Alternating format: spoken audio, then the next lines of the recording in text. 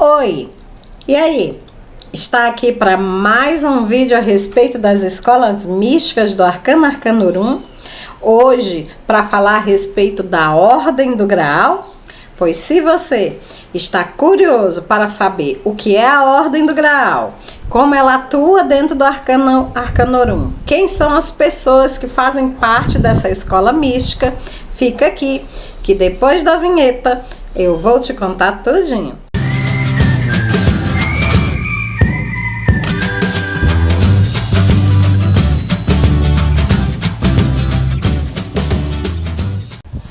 Oi, seja bem-vindo ao canal Fessora Nerd. Eu sou Francinete Coutinho e você está em mais um vídeo do quadro Que Mundo é Este? Um quadro onde eu falo a respeito de cenários de RPG de mesa. E hoje nós continuaremos estudando o cenário Trevas RPG do sistema Daimon, um sistema brasileiro. O cenário Trevas RPG, ele é um cenário de terror sobrenatural num mundo muito parecido com a nossa Terra. Por que eu digo muito parecido? Porque nessa Terra, as criaturas sobrenaturais, anjos, demônios, vampiros, não só existem, como elas estão atuando, elas estão batalhando entre si pelo controle do mundo. Se você acha interessante esse estilo de cenário, você precisa ver os outros vídeos que eu fiz a respeito, onde eu falo da história, onde eu falo das criaturas sobrenaturais, né? Eu falo muita coisa, né? Vou deixar o link aqui no card para você ir lá dar uma olhada. O nosso vídeo hoje é a continuação de uma série onde eu falo a respeito das escolas místicas do Arcanorum. Primeiro, o que é o Arcanorum? O Arcanorum, também conhecido como Fraternidade Branca, é uma sociedade secreta de Trevas RPG, onde os humanos, algumas criaturas sobrenaturais do bem, elas se unem para praticar magia, né? Para estudar a árvore da vida, estudar a magia e também lutarem contra as criaturas sobrenaturais que querem dominar o nosso planeta, tá certo? A Grande Fraternidade Branca, ela é composta por várias outras escolas místicas, escolas de magia, né?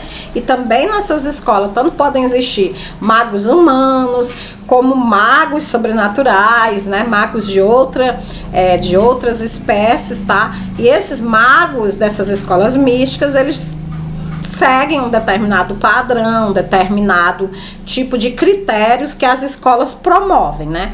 Então esse não é o primeiro vídeo sobre escolas místicas, eu já fiz outros vídeos, também vou deixar aqui o link no card, tá? Para que você possa ver as outras escolas que eu já falei. E hoje nós vamos falar, como eu disse no iniciozinho do vídeo, a respeito da Ordem do Graal. O quê? Caiu aqui de paraquedas e nem sabe do que é que eu estou falando? Eu estou falando de RPG de mesa, jogo de interpretação de personagens. Se você não sabe o que é o RPG, eu deixei também aqui um link, tá? Que vai levar você para uma playlist chamada RPG para iniciantes, e lá eu vou te explicar tudo no mínimo detalhe. O que eu posso te dizer agora é que o RPG de mesa, ele é um jogo de criação de história, né, onde um grupo de amigos, eles se reúnem para criar e interpretar personagens dentro de uma história, tá bom? Então, se você gosta de jogos de interpretação, se você gosta desse estilo de coisa, com certeza você vai adorar o RPG de mesa. Mas se você é da velha guarda que tá aqui comigo desde o início dessa playlist, sabe muito bem do que eu estou falando e está ansioso para saber mais a respeito da Ordem do Graal, vem comigo sem mais demora. Vamos lá? A Ordem do Graal, ela surgiu no século V, ali na Inglaterra, tá certo? A base da fundação da Ordem foi a cidade de Londres, capital da Inglaterra. E a atuação dela hoje em dia se estende por toda a Europa, mas o principal foco, né, do pessoal da Ordem do Graal ainda é a capital, a cidade de Londres, tá? Entre as personagens, né, entre as personalidades históricas que fizeram parte da Ordem do Graal, nós podemos citar o Mago Merlin, o Rei Arthur, Lancelot, John Dee, e Henrique de Tudor. Todos eles fizeram parte da Ordem do Grau e deixaram grandes influências na história do mundo como um todo. Antes da gente falar da história, né, da Ordem do Grau, a gente precisa lembrar um pouco como é que era a Inglaterra do século V, né? Então a Inglaterra, como você sabe, ela é um arquipélago, né, de ilhas, tá certo? E por isso mesmo ela era bem afastada, né, do continente onde o Império Romano ele exercia a sua influência.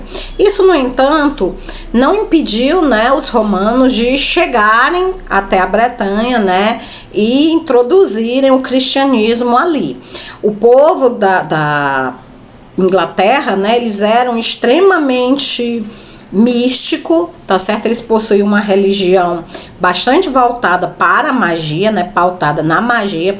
E aí, quando o cristianismo chegou, eles acabaram absorvendo, né, os conceitos cristãos e mesclando com as suas lendas, com seus mitos.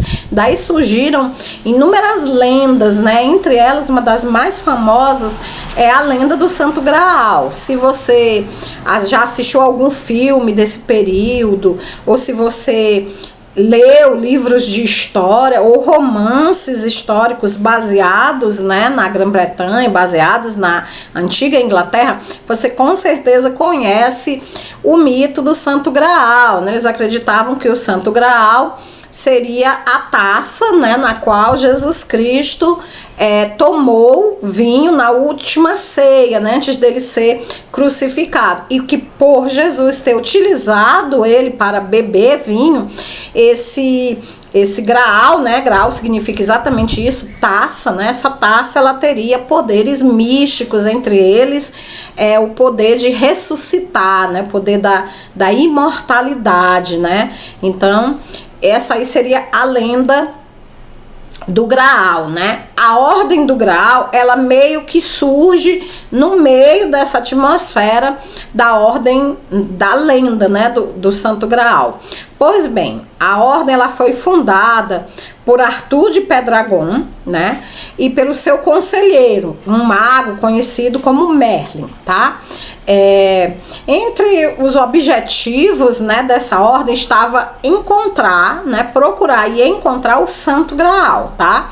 Que era aquele artefato legendário capaz de trazer vida eterna para quem bebesse nele, né? Então, além da vida eterna, também ele concedia vários outros benefícios, outros poderes, tá?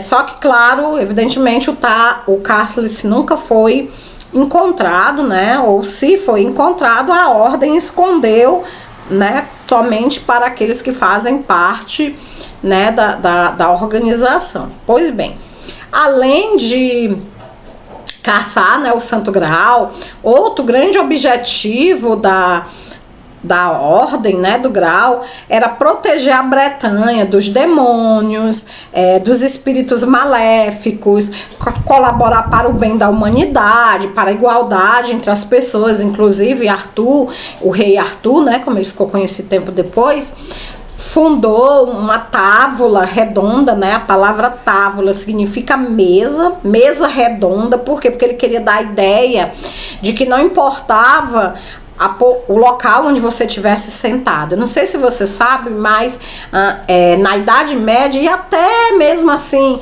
século 17, 18, iniciozinho já do século 18, século 19, nas mesas a pessoa mais importante, né, o dono da casa, ou o rei, ou o político, né, mais eminente, ele costumava sentar na quina da mesa, ele costumava sentar, né, na parte mais estreita da mesa, né, então ali mostrava que ele era uma pessoa ilustre, que ele era uma pessoa importante. Então o Arthur, para poder acabar com isso, ele fez uma mesa redonda, uma távola redonda, onde todos os homens sentariam, todos os homens seriam ouvidos como iguais, não haveria, né, ninguém maior do que ninguém. Claro que isso tudo era só na teoria, ele continuava sendo rei, a última palavra continuava sendo a dele, mas as pessoas achavam legal, né, aquela ilusão de que por a mesa ser redonda, todos eram iguais e todos tinham direito a falar, né, e a expor as suas opiniões, tá certo? A ordem, né, do grau, ela é uma ordem pequena dentro do Arcanorum, mas ela é uma ordem extremamente ativa, né? Então, apesar de pequena em número, ela trabalhou bastante ao longo da história para poder manter as criaturas sobrenaturais longe da Inglaterra. Ela auxiliou os magos da ordem do Golden Dawn, auxiliou os iluminados e também os membros da Austragento em todas as grandes crises do século XIX e XX. Muitos dizem, né, não é comprovado, mas muitos dizem que o conselheiro mestre do círculo interno é o próprio Merlin, né? Que ele estaria vivo todo esse tempo porque ele havia encontrado o Graal, né? E aí ele tinha conseguido encontrar a imortalidade, mas optou por não dividir com ninguém. Bom, ninguém nunca conseguiu provar esses boatos, confirmar nada disso, né? Até hoje tudo que se sabe é que tudo isso é apenas intriga da oposição. Vamos às principais características do grupo. Os membros da Ordem do Graal, eles tendem a ser magos muito rigorosos, ou seja, magos que se dedicam com bastante afinco ao estudo das artes místicas, né? Eles também podem ser aventureiros ou arqueólogos, apaixonados por relíquias antigas, né? E que onde quer que elas estejam, eles costumam, né, ir atrás, tentar encontrar e tentar adquirir, né, esses valiosos tesouros arqueológicos. Um membro da Ordem do Graal, ele sempre procura estar próximo dos locais onde esses artefatos, essas relíquias são encontradas. Então seria bastante fácil você encontrar um membro dessa ordem trabalhando como um curador de um museu, né, ou numa grande biblioteca, né, ou liderando grupos arqueológicos, né. Os líderes das lojas, eles são normalmente descendentes direto dos 12 primeiros. Quem são os 12 primeiros? Os 12 cavaleiros que, juntamente com Arthur de Pedregon, fundaram as bases, né, da Távola Redonda. Então acredita-se que os membros da Ordem do Graal sejam descendentes desses ilustres cavaleiros, tá? Muitos deles são exploradores do Graal, né? Vivem para procurar o Graal. Eles possuem contato com o reino da Arcádia, com o reino dos sonhos. Eles costumam fazer incursões regulares, né, às terras de Arcade, em busca de relíquias perdidas ou de tesouros mitológicos. Eles foram grandes inimigos dos nazistas durante a Segunda Guerra. Isso porque a sociedade Tully, que era a sociedade que apoiava o nazismo, ela também procurava com igual afinco os artefatos, né, que eram procurados pela Sociedade do Graal. Só que, claro, cada uma das duas sociedades, elas pretendiam dar fins diferentes a esses artefatos. Então elas foram inimigas durante longo tempo, né? Isso fez com que a Ordem do Graal ela batesse de frente com o nazismo, né? Inclusive houve também assim uma grande questão entre elas por causa de livros, relíquias perdidas, né? Os nazistas, eles fizeram uma campanha, né, de queimam livros, destrói o conhecimento, mas na verdade Hitler, ele era um colecionador apaixonado de relíquias e também de livros, né? Ele só não queria era dividir esse conhecimento com outras pessoas. Por isso que ele mandava queimar as cópias e tudo. Mas ele sempre tinha aquele cuidado de preservar uma para o uso dele, né? E do grupo que cercava ele. Uma das principais disputas que aconteceu na época entre a Sociedade do Graal e a Sociedade Tully, que apoiava o nazismo, foi por causa da disputa pela Lança do Destino. O que era a Lança do Destino? Acredita-se que esse artefato ele tenha sido encontrado por Hitler, né, durante algumas escavações que ele fez, né, e Ele acreditava que essa lança ela tinha poderes, né, poderes místicos, porque teria sido a lança que havia sido usada para perfurar Jesus quando ele estava na cruz, né? A história da crucificação diz que Jesus ele foi atravessado por uma lança, e essa lança seria a tal lança do destino que Hitler havia encontrado. Se Hitler encontrou ou não encontrou a tal lança, isso nunca foi provado, acabou realmente se tornando mais um mito, né? Ninguém sabe o que, caso esse artefato tenha existido, o que a sociedade Thuler fez com ele, tá? Mas o fato é que havia essa disputa enorme, né, entre a Sociedade do Graal e a Sociedade Thuler, que era quem apoiava, era quem dava as bases e os fundamentos para o nazismo durante a Segunda Guerra Mundial. Aquele que quiser fazer parte da Ordem do Graal, ele precisa ter em mente que a ordem está dividida em 3 círculos de mistério. Os iniciados, eles recebem o nome de aprendizes ou miesakis e permanecem na ordem durante 1 a 2 anos, tá? Então, quando eles concluem esses 2 anos de estudos, eles passam para o segundo círculo de mistério. Lá, esse círculo, ele está dividido em 10 graus. Esses graus, eles são associados aos sefirotes que protegem lá cada uma, né, das ramificações da árvore da vida. Então, o 1º e o 10º grau é o dos novatos ou iniciados, o 2º, 3º, 4º, 5º, 6º, 8º, 7º e 9º são protegidos por Tiferet, que é o sefirote da beleza, né? O 6 e o 5 por Giburá, que é o sefirote da força. O pessoal que está nesse nível aí são chamados de adeptos. O 7 ou 4, né, protegido por Rezode, e quem está nele são os cavaleiros astrais. O 8 e o 3, né, são os Dati, que são protegidos por Biná, o Sefirote Biná. O 9 e o 10 são os Dati Roshman, protegidos pelo Sefirote Roshman, que são os aprendizes de Cristo. E do 10º e o 1º, Dati Keter, né, que é o Keter é o Sefirote da coroa. E os que são protegidos por Keter são os magos, né? Então, esses são cada um dos níveis, cada um dos círculos, né? Dos graus, desculpa, dentro do segundo círculo. Se você conseguir atravessar os 10 graus, aí você acaba se tornando um membro do 3º círculo. O 3º círculo, dentro da ordem do grau, ele não possui graus, ele é um círculo único. As pessoas que fazem parte desse círculo, elas são chamadas de Graalmeister ou mestres do Graal. Além dos mestres do Graal, né, que seria o 3º círculo, existe um círculo interno, tá? Esse círculo interno, ele é conhecido pelo nome de Távola Redonda. Ele é composto por 12 cavaleiros. Esses cavaleiros que compõem a Távola Redonda são os 12 cavaleiros mais, digamos assim, ilustres, poderosos da Ordem do Graal.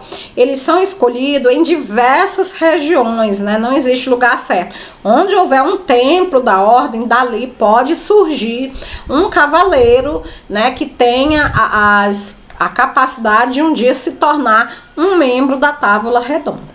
Se você quiser jogar como um membro da Ordem do Graal ou introduzir a Ordem do Graal na sua campanha de RPG, você poderá ter então aí 2 opções de personagem. Você poderá jogar com um Cavaleiro do Graal ou com um Paladino do Graal. Começamos então vendo o kit para Cavaleiro do Graal, tá certo? Então, se você quer ser um Cavaleiro do Graal, você terá que pagar um custo de 3 pontos de aprimoramento e 260 pontos de perícia.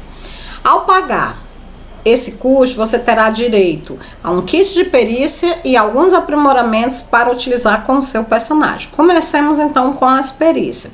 Você vai ganhar 2 perícias de arma branca. Aí você pode escolher espada e adaga e punhal, de acordo com a preferência do seu personagem. cada uma das armas brancas escolhidas, elas vão ter ataque 30% e defesa 30%.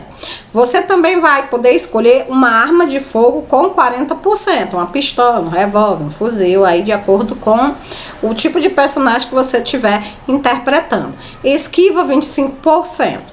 Dentro das ciências proibidas, o kit vai te dar ocultismo 20% e teoria da magia 20%. Você também vai ter direito à condução, né, 30%, aí você vai ter que discriminar o tipo de condução, né, se é carro, se é moto, se diz lá. Heráldica 40%, rastreio 20%, sobrevivência. Dentro da sobrevivência, os cavaleiros do grau, eles conseguem sobreviver tanto na floresta como na montanha. Na floresta eles têm 30% de sobrevivência e na montanha 30% também. Entre os aprimoramentos que os cavaleiros do grau ganham, nós temos pontos heróicos 4 e arma de fogo 1.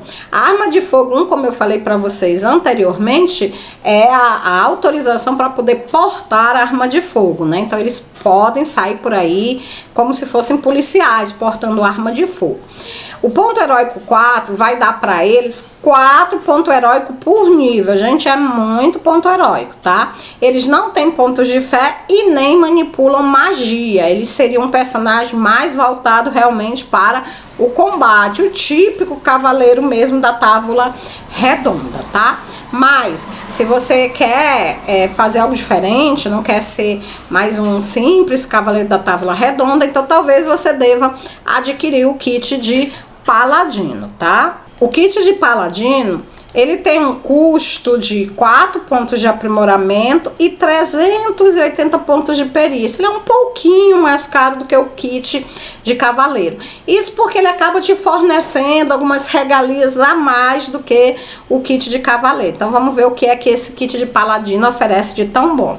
Bom, em matéria de perícia, enquanto o de cavaleiro te fornece 2 perícias de arma branca, o de paladino tem direito a 3. Então você vai poder usar espada, martelo, lança, ou espada, punhal e adaga, tá? Você escolhe 3 e aí você inicia em cada uma delas com 30% de ataque, 30% de defesa. Você também tem esquiva 25%, direito 30%, etiqueta, né, 30%, heráldica 20%. Para quem não sabe heráldica, o que é heráldica é aquela ciência, né, de estudo de brasões, tá? Então você é capaz de identificar famílias, né, identificar brasões, né, de locais apenas olhando lá.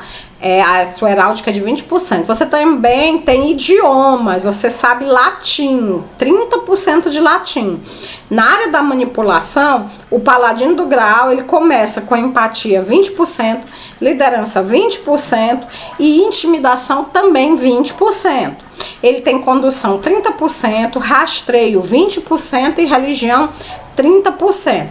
Também tem perícias de sobrevivência na floresta e na montanha. Na floresta 20% e na montanha 30%. Então veja que o paladino ele é um pouquinho, né, mais habilidoso, né, tem um traquejo social melhor do que o cavaleiro. Por isso que na maioria das vezes o paladino ele é o líder, né, do grupo quando eles saem em missões. O cara tem direito, o cara tem etiqueta, ele sabe como chegar nos cantos, ele sabe como falar, ele sabe como reconhecer os brasões das famílias. Então é muito útil, né, e ele tem liderança também, é bastante útil para o grupo ter pelo menos um paladino, né? Normalmente costuma sair em missão um paladino com 2 cavaleiros, 3 cavaleiros, tá? Dependendo do nível de dificuldade da missão.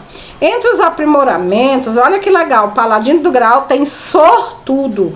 Isso significa, né, que ele pode alterar lances, né, do seu, ele pode rejogar dados, né, de novo ele tem direito a refazer algum teste que ele não gostou, um teste por turno. Ele também tem alma pura. Alma pura significa que nenhuma criatura maligna poderá tocá-lo enquanto ele tiver seguindo lá, né, as ordenanças da divindade dele, tá?